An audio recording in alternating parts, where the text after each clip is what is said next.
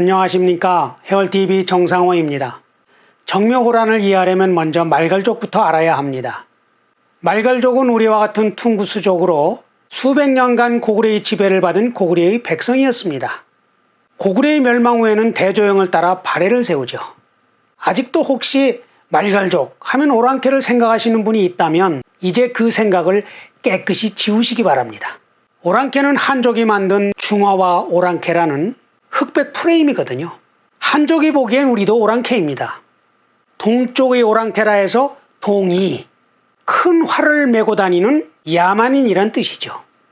다시 발해가 망하자 여진족이라 불리며 금나라를 세웠다가 조선에 들어와 누르와치라는 영웅이 나타납니다.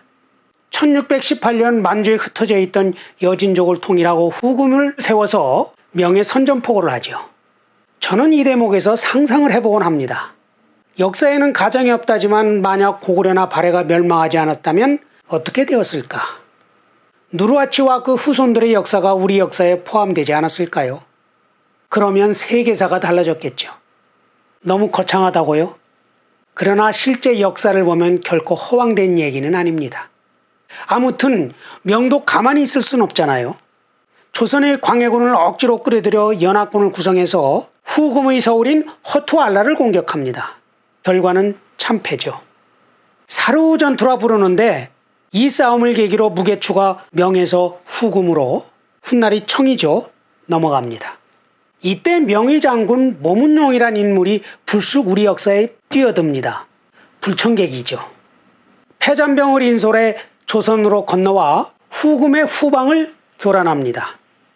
모문용의 성이 마오쩌둥과 같아서 서로 관계가 있는지 알아봤지만 정확한 자료가 없더라고요. 혹시 아시는 분은 댓글 주시면 고맙겠습니다. 광해군은 이 모문용을 화근으로 여겼습니다. 사람을 계속 보내 섬으로 피신하라고 설득해 모문용이 압록강 하구에 가도로 들어갑니다.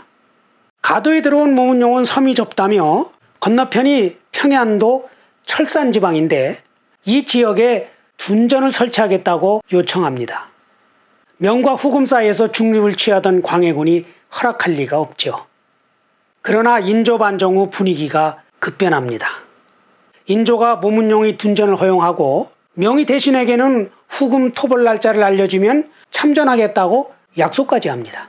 또 도원수 장만을 서북 방면의 방어 책임자로 임명할 때는 유사시 자신이 친히 후금을 정벌하겠다고 선언합니다.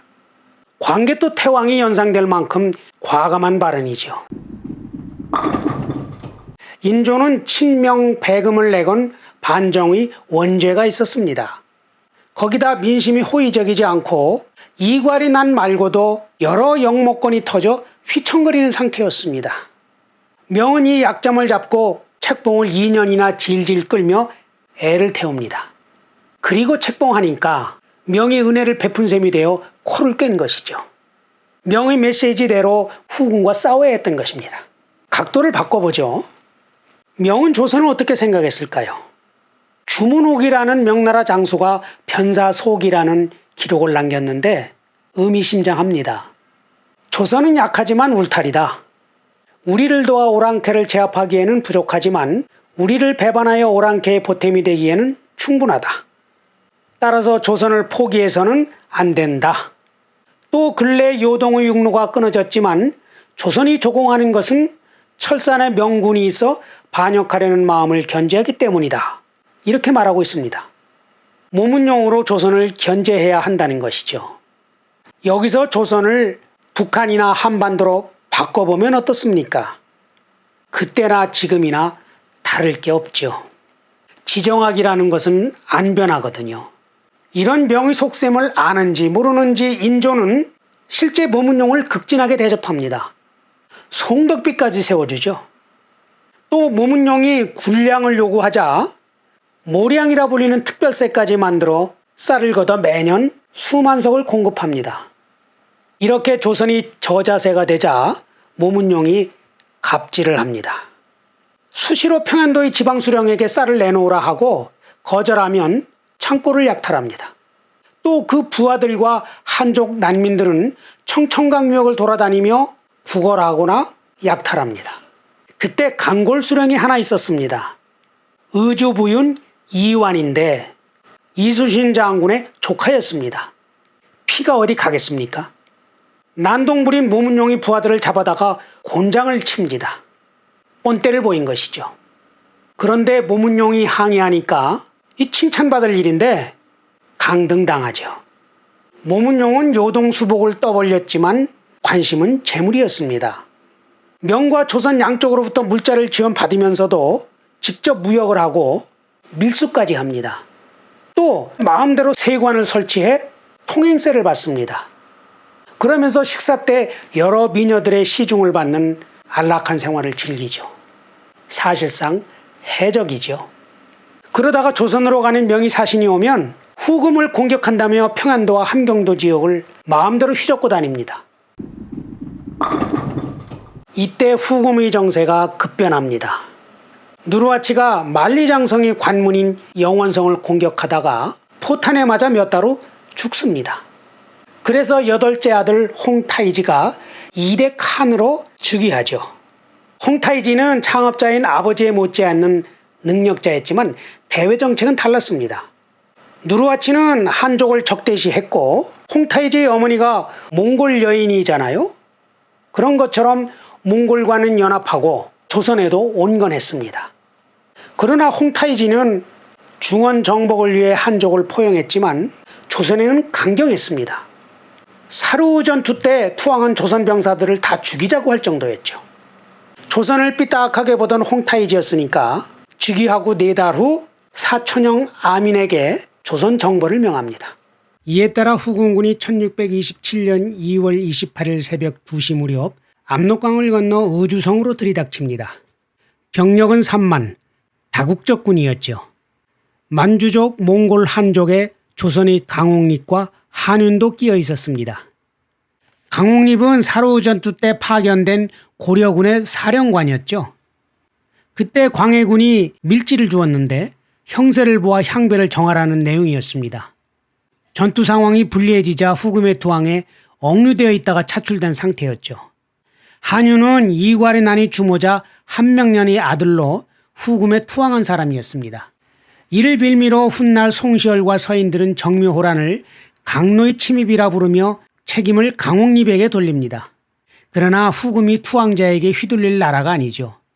또 실제 강옥립이 조선으로 향하는 것을 안 것은 압록강 근처 단동에 와서였거든요. 심리학에서는 이런 사실 왜곡을 확증 편향이라고 하는데 이렇게 어려운 말 할 것도 없이 쉽게 말해 사대모하에 빠져 전쟁을 자초한 책임을 면하려는 비겁함, 그의 다름 아니지요.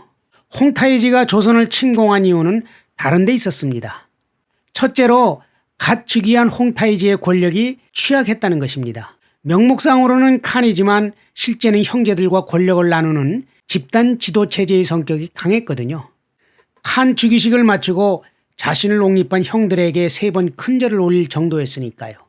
권력을 강화하기 위해 조선 공략 카드를 꺼내든 것입니다. 둘째는 경제 문제였습니다. 후금은 도화 인구가 급속히 늘고 있었습니다.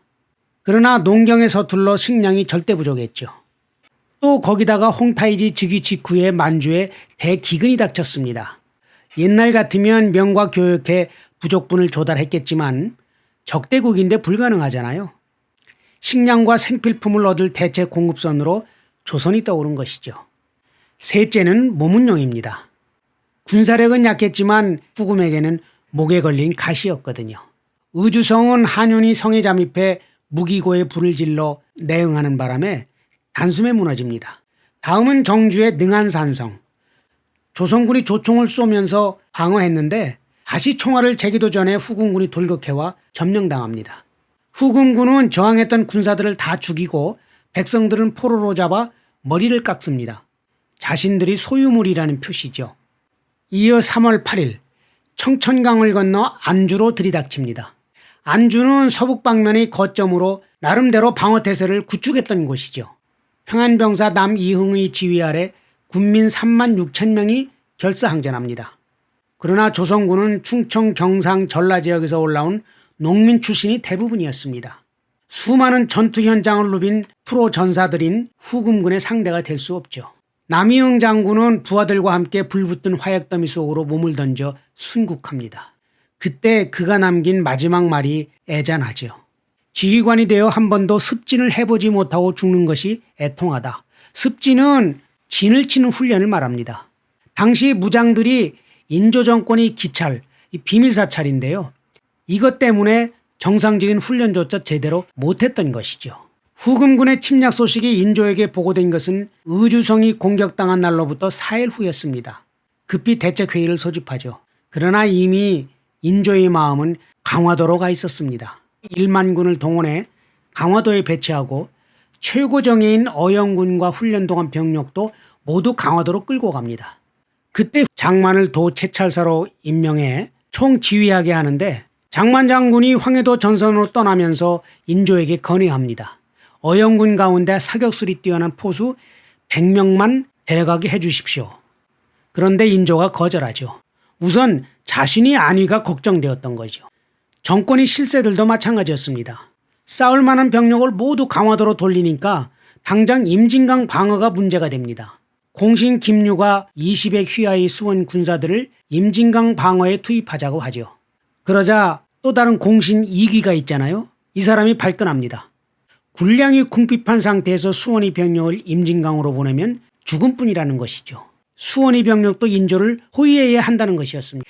20액은 이귀의 아들이었습니다. 인조가 누구 손을 들었을까요? 이귀죠. 결과적으로 자신이 호위 군사만 늘어난 꼴이 된 거죠. 아미는 황해도 북부에서 더 이상 진격하지 않고 하의를 제의합니다.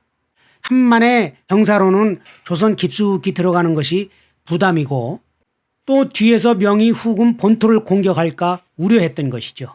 결국 양측이 서로 사신을 2차례 교환하면서 4월 18일 정묘약조를 체결합니다. 물론 신하들이 개돼지와 맹세하는 것은 죽어도 받아들일 수 없다고 반대했지만 힘이 없는데 어찌하겠습니까? 후금의 요청대로 인조가 강화도 성문 밖에 단을 마련합니다. 고려 대신과 후금의 사신이 단주에 모여서 보고 있죠. 그리고 인조가 단 위에 올라가 맹약을 맺은 사실을 하늘에 고하죠. 이때 문신정원이 시를 읊었는데 그 중에 일부를 보겠습니다. 오랑캐들이 예식에 대해 말하고 짐승들이 의관에 섞였으니. 이후 조선은 후금의 동생 나라가 되었습니다. 또 백성들이 잡혀가고 많은 물자를 세패로 매는 바쳐야 했습니다.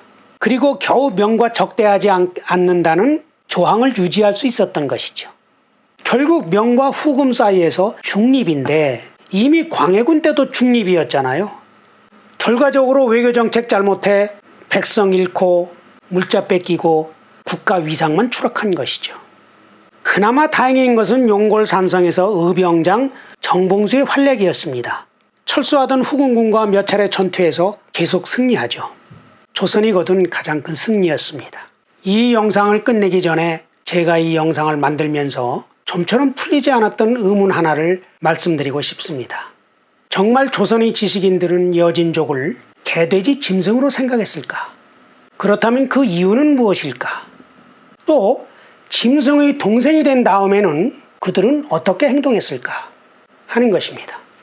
사고의 편협함은 현재와 미래의 무덤이라는 생각을 지울 수가 없습니다. 해월TV 정상호였습니다. 고맙습니다.